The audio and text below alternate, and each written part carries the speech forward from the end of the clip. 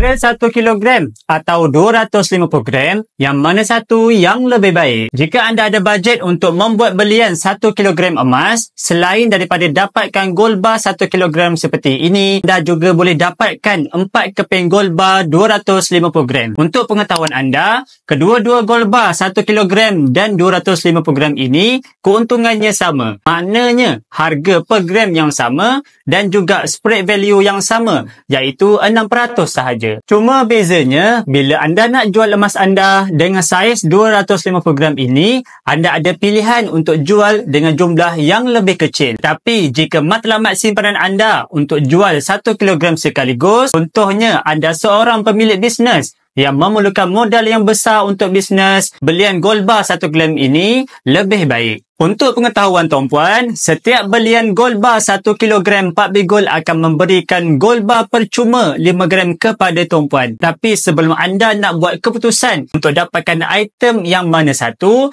tuan-puan kena semak semula apa matlamat tuan-puan simpan emas supaya tuan-puan dapat menyusun kewangan dengan lebih baik. Bagi yang ingin mengukuhkan kewangan dengan simpanan emas bersama 4B Gold, boleh tengok pin video tutorial di profil. InsyaAllah, saya bantu sebaiknya.